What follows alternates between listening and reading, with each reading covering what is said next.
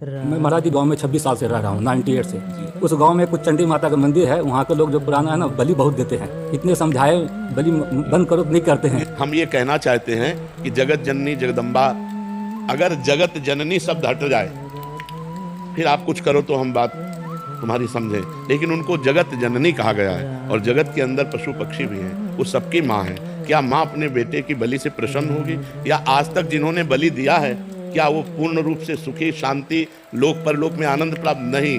अगर आपने किसी भी देवी देवता का निमित्त बनाकर पशु की हत्या की है तो उस हत्या का अपराध आपको भोगना पड़ेगा। कोई देवी देवता हत्या से प्रसन्न नहीं होते। देवी देवता प्रसन्न होते हैं कि हम फलों की बलि दें, हम उपवास करें, उनके लिए तप सहे, उनके लिए कष्ट सहे।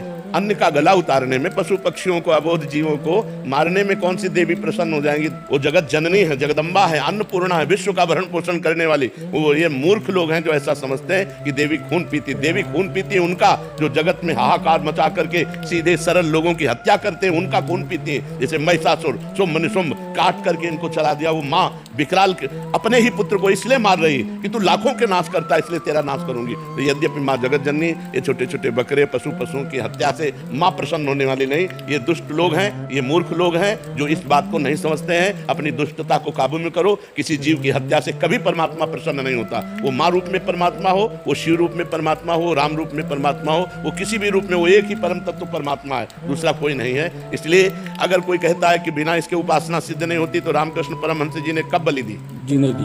आप विचार करके दीजिए। और साक्षात काली माँ उनसे बात करती थी।